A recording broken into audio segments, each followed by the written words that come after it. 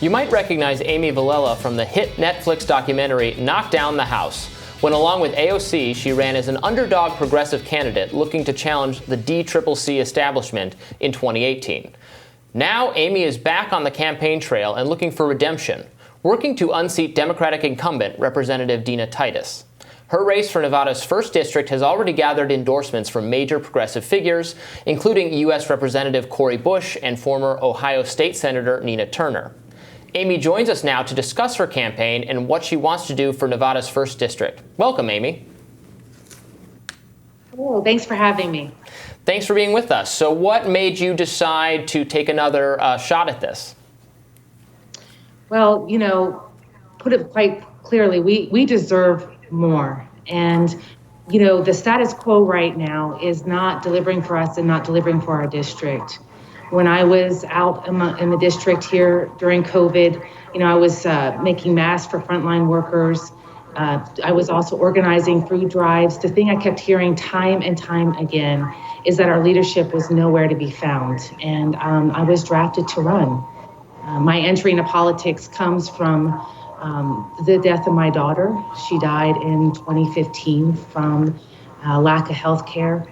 And I know firsthand that the decisions we make politically do have life and death consequences. So, Amy, in Nevada, there's been the titanic shift with the Nevada Democratic Party, where a leftist group organized by the Democratic Socialists of America and some other progressives allied with them, took over the entire Democratic Party. I've heard that described as former Vilela staffers taking over the party. A lot of them were involved with your original campaign. What does it mean to this primary that the party is now kind of a DSA party rather than the Harry Reid party that it was before? Well, we haven't stopped organizing in Nevada. We have done the work and laid the foundation. This is the district that is where the base for the Bernie supporters is. It is where our frontline community organizers have continued to organize even after the historic landslide here in Nevada.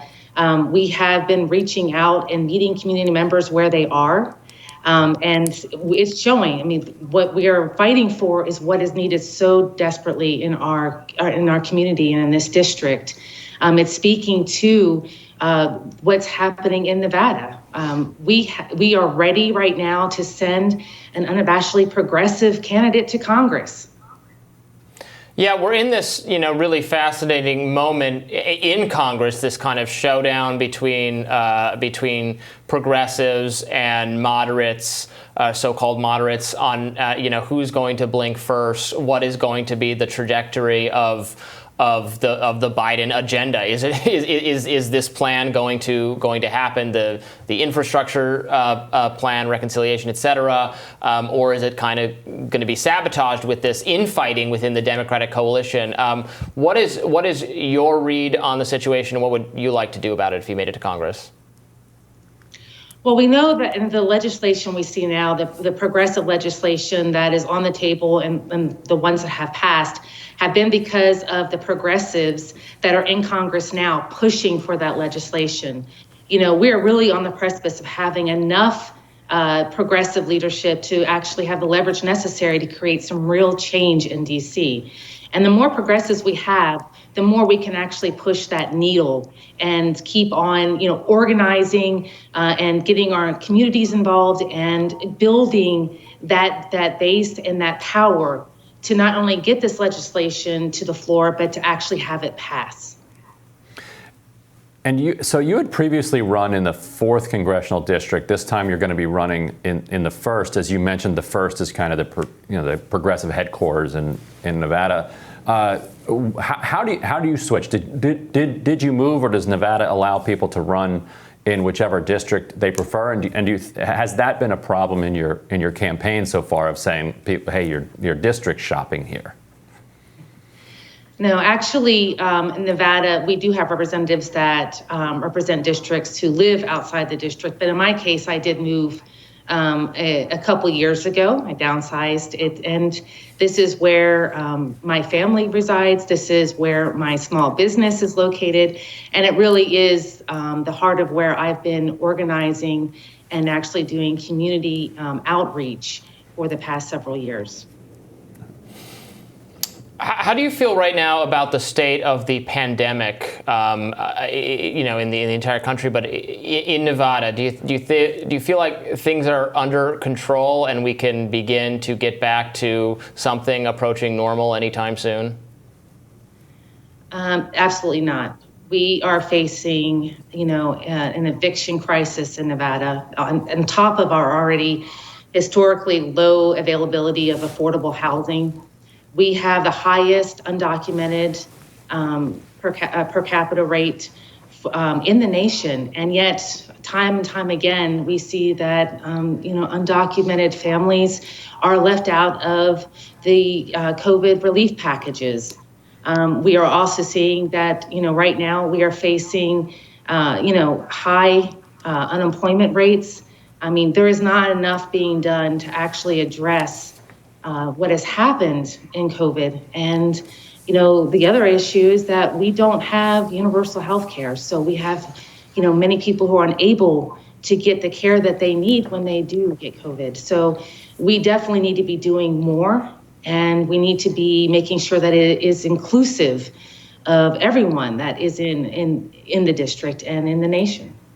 So major Wall Street bankers are finally freaking out about climate change, but only because it affects their bottom line. Mother Jones reports that stakeholders across the mortgage industry, including banks, lenders, and investment firms, are already factoring climate risk into their business strategy and are therefore skirting investments in regions prone to flooding and other climate disasters. Amy, you tweeted last month that, quote, "The political status quo and 1% aren't acting with the urgency we need because it's not their homes, lives, or families at risk." Meanwhile, Las Vegas continues to be threatened by drought and wildfire risk. So can you tell us a little bit about what Nevada and Las Vegas are like right now with climate change? And do you see businesses that are impacted by it finally starting to recognize that their own self-interest is now at stake? Las Vegas is one of the fastest growing and fastest warming cities in the nation.